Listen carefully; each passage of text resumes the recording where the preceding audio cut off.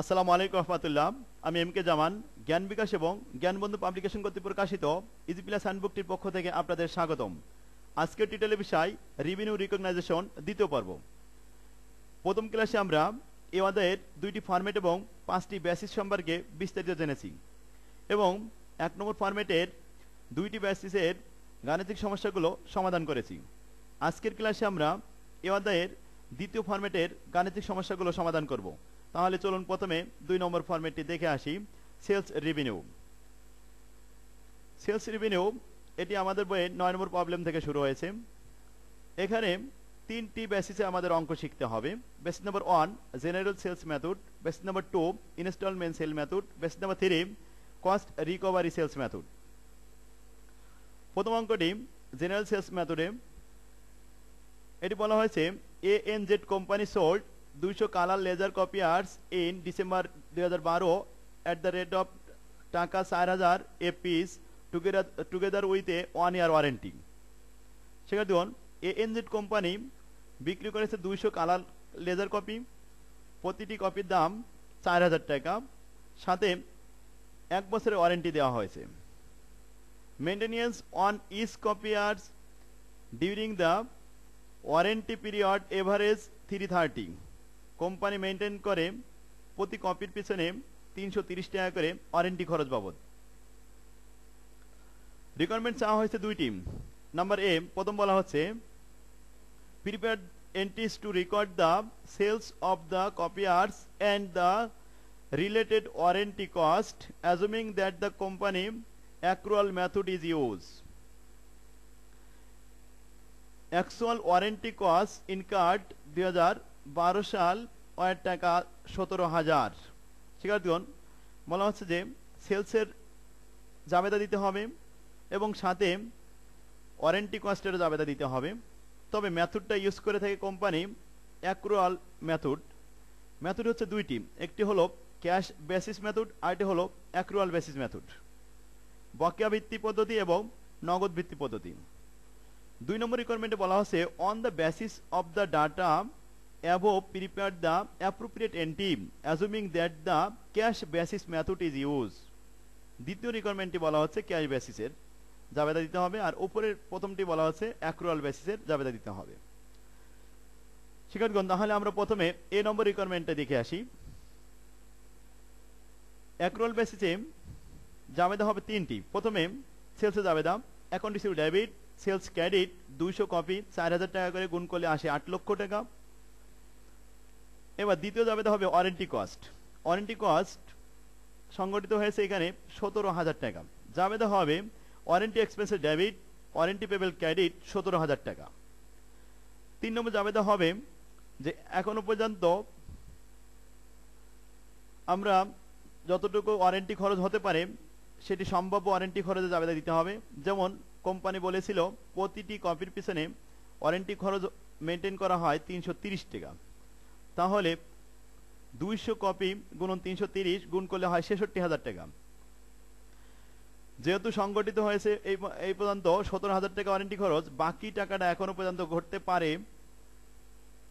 এজন্য জাবেদা হবে warranty expenses debit, estimated warranty payable credit. টাকাটা বের করতে হবে 200 কপি ইন্টু 330 গুণ করলে 66,000 টাকা মাইনাস 17,000 টাকা বাদ দিলে হয় 49,000 টাকা। এটি হবে জাবেদা। শিক্ষার্থীগণ, এবার আসি 2 নম্বর রিকোয়ারমেন্ট ক্যাশ বেসিসে। ক্যাশ বেসিসে মাত্র দুইটি জাবেদা হবে। প্রথম বিক্রয় জাবেদা, এখন ক্যাশ ডেবিট সেলস ক্রেডিট 8 লক্ষ টাকা 8 লক্ষ টাকা। দ্বিতীয় জাবেদা হবে ওয়ারেন্টি এক্সপেন্সের ডেবিট ক্যাশ ক্রেডিট, যে 17,000 টাকা সংগঠিত হয়েছে, এটি ক্যাশে ধরে জাবেদা দেওয়া হয়েছে। আর সম্ভাব্য যে ওয়ারেন্টি খরচ হতে পারে ওটি ক্যাশ বেসিসে এই জাবেদাটি দেওয়া হয় না, মাত্র দুইটি জাবেদা দেওয়া হয়। এবার আসেন আমাদের অঙ্কটি শেষ হলো। পরবর্তী অঙ্কটি দেখি। 10 নম্বর প্রবলেম। প্রশ্নটি বলা হচ্ছে Scooby Doo music sold CD retailer and recorded sales revenue of টাকা 4 লক্ষ। স্কোবি ডু মিউজিক এনারা সিডি বিক্রি করেছেন 4 লক্ষ টাকার ডিউরিং 2015 সাল। Retailer return CD to Scooby-Doo and were guaranteed credit of টাকা 39,000, বিক্রিত মাল 39,000 টাকার ফেরত এসেছে। বিক্রিত মাল ফেরত আসলে এটি সেলস রিটার্নে জাবেদা হবে। পরবর্তী সেন্টেন্সটা বলা হচ্ছে past experience indicate that the normal return rate is 15%। বিগত অভিজ্ঞতার আলোকে বলা যায় যে বিক্রিত মালের 15% ফেরত আসে। তাহলে বিক্রয় হয়েছে এবছরে 4 লক্ষ টাকা, তার মধ্যে যদি 15% ফেরত আসে 4×60, তাহলে 60,000 টাকা ফেরত আসতে পারে, অথচ ফেরত এসেছে মাত্র 39,000 টাকা। পরবর্তী সেন্টেন্স বলা হচ্ছে প্রিপেয়ার স্কোপে ডু এন্ট্রি টু রেকর্ড। এন্ট্রি দিতে হবে এ নাম্বার দ্য টাকা 39,000 অফ রিটার্ন, শুধুমাত্র রিটার্নে জাবেদা দিতে হবে, এখানে বিক্রয়ের জাবেদা দিতে বলা হয়নি। 2 নম্বর জাবেদা এস্টিমেটেড রিটার্ন অ্যাট ডিসেম্বর 31, 2015। 2015 সালের 31 ডিসেম্বর পর্যন্ত আরো কত টাকা ফেরত আসতে পারে সেটিও জাবেদা দিতে হবে। শিক্ষার্থীগণ, তাহলে আমাদের 2টি জাবেদা দিতে হবে। এ নম্বরে সেলস রিটার্নে জাবেদা sales return debit, sales return allowance debit আর অ্যাকাউন্ট রিসিভেবল ক্রেডিট 39,000 টাকা।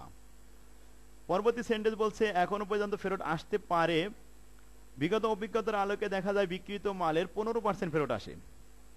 তাহলে 15% হবে 4 লক্ষর 15% 60,000 টাকা।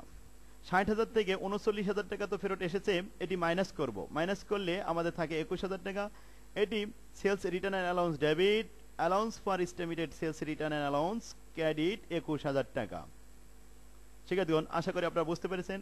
তাহলে জেনারেল সেলস মেথডের জাবেদা আমরা দেখলাম। এভাবে প্রত্যেকটি অঙ্ক আমি ইজিপ্লাস নোটে সাজিয়ে দিয়েছি, আপনারা বাকিগুলো নিজেরা প্র্যাকটিস করবেন। এবার আসেন দ্বিতীয় বেসিস, ইনস্টলমেন্ট সেলস মেথড। এটি খুব গুরুত্বপূর্ণ একটি বেসিস। এই বেসিস থেকে অনেকবার পরীক্ষায় প্রশ্ন এসেছে। যেমন আমাদের 12 নম্বর প্রবলেমটি 2016 সালে এসেছিল। 13 নম্বর প্রবলেম এটি ইম্পর্টেন্ট আছে। তারপরে 14 নম্বর এটি 2013 সালে এসেছিল। 15 নম্বরটি 12 সালে এসেছে। শিক্ষার্থীগণ, তাহলে আমরা প্রথমে 12 নম্বর অঙ্ক থেকে শুরু করি। অঙ্কটি দেখি। এখানে বলছে presented below is summarize information for Masud company which sales merchandise on the installment basis. Installment বেসিসে বিক্রি করেছে। এখানে 15 সাল, 16 সাল এবং 17 সাল 3টি সালের ইনফরমেশন দেওয়া হয়েছে। প্রথমে বলা হচ্ছে সেলস অন ইনস্টলমেন্ট প্ল্যান। প্রথম বছরে 2,50,000 টাকা বিক্রি হয়েছে, দ্বিতীয় বছরে 2,60,000 টাকা এবং 17 সালে 2,80,000 টাকা বিক্রি হয়েছে। Less cost of goods sold 1,50,000 টাকা, দ্বিতীয় বছরে 1,63,800 এবং 17 সালে 1,82,000 টাকা। মাইনাস করলে গ্রোস প্রফিট প্রথম বছরে 1 লক্ষ টাকা, দ্বিতীয় বছরে 96,200 এবং তৃতীয় বছরে 98,000 টাকা গ্রোস প্রফিট। শিক্ষার্থীগণ, পরে বলা হচ্ছে কালেকশন ফ্রম কাস্টমার অন 15 সালের টাকা যে 2.5 লক্ষ টাকা বিক্রি করা হয়েছিল, এটি আদায় হয়েছে 15 সালের মধ্যেই 75,000 টাকা। আর 15 সালের টাকা 16 সালে যে আদায় হয়েছে 1 লক্ষ টাকা, আর 17 সালে আদায় হয়েছে 50,000 টাকা। শিক্ষার্থীগণ, 16 সালে বিক্রি করা হয়েছিল 2,60,000, সেখান থেকে 16 সালে আদায় হয়েছে 1 লক্ষ, আর 17 সালে আদায় হয়েছে 1,20,000, আর বকেয়া থাকে 40,000 পরবর্তী সালে 18 সালে আদায় হবে, সেটি আমাদের এখানে দেওয়া নাই। 17 সালে বিক্রি হয়েছিল 2,80,000, 17 সালের মধ্যে আদায় হয়েছে 1,10,000 টাকা। বাকি টাকা পরবর্তী সালগুলোতে আদায় হবে। এখন আমাদের রিকোয়ারমেন্ট দেওয়া হয়েছে 2টি। প্রথম প্রশ্ন বলা হচ্ছে compute the realize gross profit for each of the year 2015, 16 এবং 17 সাল।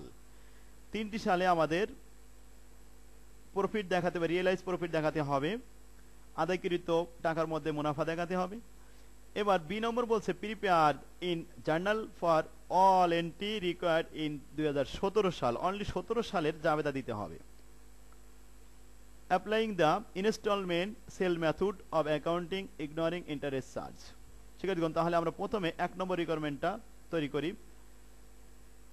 রিয়েলাইজ গ্রোস প্রফিট দেখাই। রিয়েলাইজ গ্রোস প্রফিট তৈরি করতে হলে প্রথমে আমাদের প্রফিটের পার্সেন্টেজ তৈরি করে নিতে হবে প্রতি বছরের। সূত্রটি হলো rate of the gross profit সমান gross profit divided by sales into 100।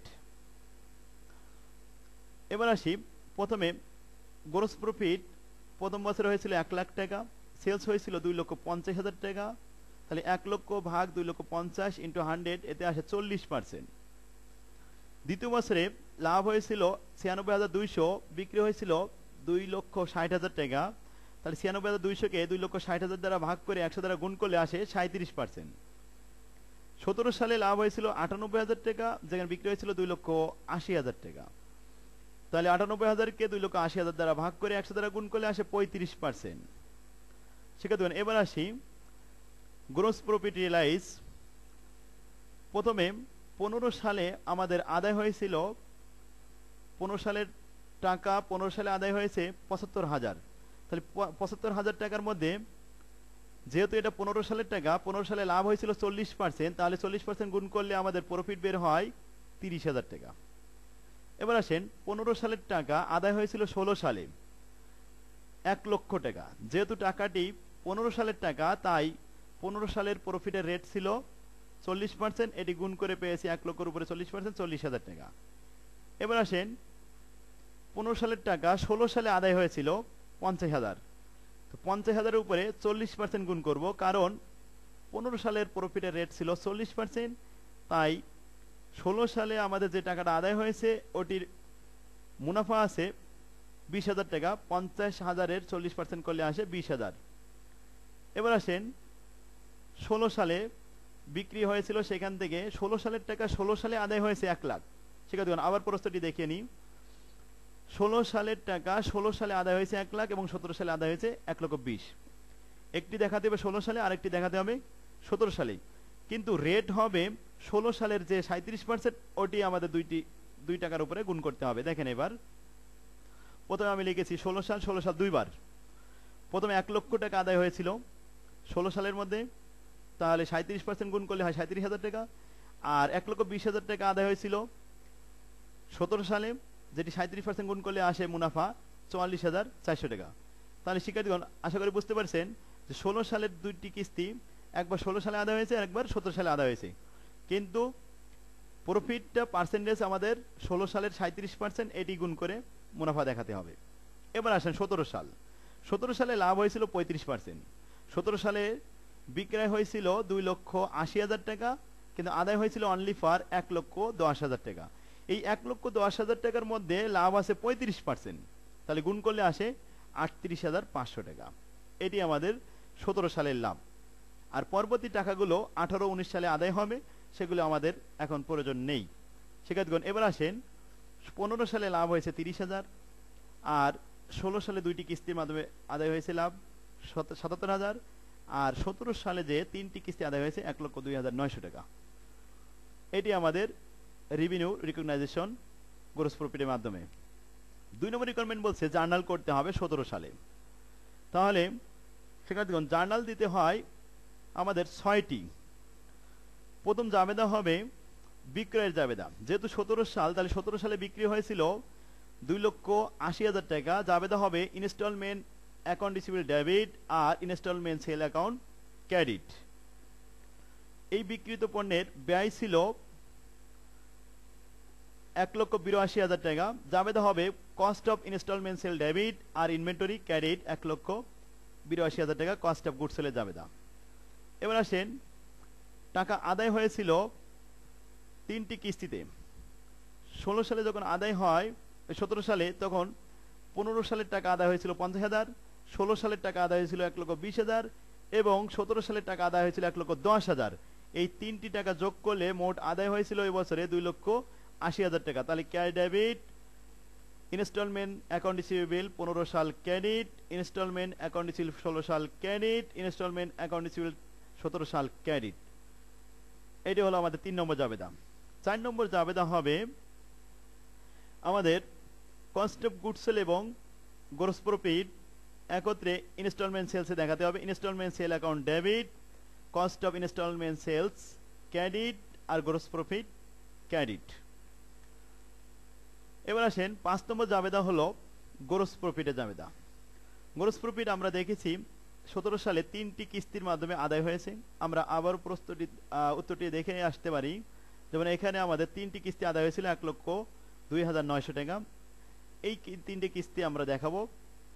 তাহলে আসেন জাবেদা প্রফিটে জাবেদা প্রথমে gross profit on installment sale 2015 সাল debit, gross profit on installment sale 2016 সাল ডেবিট এবং gross profit on installment sale 2017 সাল ডেবিট, আর realize gross profit on installment sale account credit 1,02,900 টাকা, তিনটি যোগ করে। 6 নম্বর জাবেদা হবে এই প্রফিটটা ইনকাম স্টেটমেন্টে ট্রান্সফার করতে হবে। তাহলে জাবেদা হবে realise gross profit on installment sale debit আর ইনকাম সামারি ক্রেডিট। শিক্ষার্থীগণ প্রতি বছরে এই 6টি করে জাবেদা দিতে হবে। তাহলে আমরা 2 নম্বর বেসিসের অঙ্কটি ভালোভাবে শিখে নিলাম। এবার আসেন 3 নম্বর বেসিসের অঙ্ক। শিক্ষার্থীগণ বাকি অঙ্কগুলো আপনারা নিজ দায়িত্বে ইজি প্লাস হ্যান্ড নোট থেকে এই অঙ্কগুলো করবেন। এর বাইরে কোনো অঙ্ক আসবে না, হয়তোবা যদি ফিগার চেঞ্জ করতে পারে, কিন্তু নিয়ম তো আর চেঞ্জ করবে না। তাহলে সব নিয়মের অঙ্ক আমি ইজি প্লাস হ্যান্ড নোটে সাজিয়ে দিয়েছি, আপনারা ইজি প্লাস হ্যান্ড নোটটি সংগ্রহ করুন আর বেশি বেশি অঙ্ক প্র্যাকটিস করুন। এবার আসেন 3 নম্বর বেসিসের অঙ্ক দেখি। 3 নম্বর বেসিসটা হলো cost recovery sales method. Recovery sales method হলো বিক্রিত মালের কস্ট মূল্যটি প্রথমে রিকভার করে নিয়ে তারপরে আদায়কৃত টাকার মধ্যে মুনাফা দেখাতে হবে, অর্থাৎ কস্টটি আগে উঠায় নিতে হবে, তারপরে লাভের টাকা শেষে দেখাতে হবে। যেমন অঙ্কটি 2015 সালে এসেছে এই ফর্মেট থেকে। Rupa corporation sold equipment to brothers limited for টাকা 20,000। 20,000 টাকা রূপা কোম্পানি বিক্রি করেছে 20,000 টাকায় ব্রাদার কোম্পানির কাছে। The equipment is on Rupa's book at a net amount of টাকা 14,000। এই ইকুইপমেন্টের আসলে অরিজিনাল দাম ছিল, ক্রয় মূল্য ছিল 14,000, বিক্রি করেছে 20,000, তাহলে 6,000 টাকা লাভ করেছে। রূপা কালেক্টেড 10,000 টাকা ইন 2010 সাল, 5,000 টাকা ইন 2011 সাল এবং 5,000 টাকা ইন 2012 সাল। 3টি কিস্তির মাধ্যমে এই টাকাটি আদায় করবে। প্রথমে 10,000 টাকা 10 সালে, আর 11 সালে 5,000 টাকা এবং 12 সালে 5,000 টাকা আদায় করতে পারবে। শিক্ষার্থীগণ if Rupa use the cost recovery method, যদি Rupa cost recovery method use করে থাকে তাহলে what amount of gross profit will be recognise in each year, প্রতি বছরের গ্রোস প্রফিট কত হবে এটি দেখাতে হবে। শিক্ষার্থীগণ যেহেতু কস্ট রিকভারি মেথড বলেছে তাহলে আমাদের রিকভারি একটি ছক তৈরি করতে হবে। এই ছকে 5টি কলাম হয়। প্রথম কলামে আমাদের ইয়ার বা ডেট লিখতে হয়, দ্বিতীয় কলামে ক্যাশ কালেকশন লিখতে হয়, তৃতীয় কলামে অ্যাকাউন্ট রিসিভেবল পরিমাণ লিখতে হয়, চতুর্থ কলামে কস্ট রিকভার লিখতে হবে এবং পঞ্চম কলামে গ্রোস প্রফিট রিয়েলাইজ দেখাতে হবে। তাহলে আসুন প্রথমে রূপা বিক্রি করেছিল 1/1/2010 সালে 20,000 টাকা, যার অরিজিনাল কস্ট ছিল 14,000 টাকা।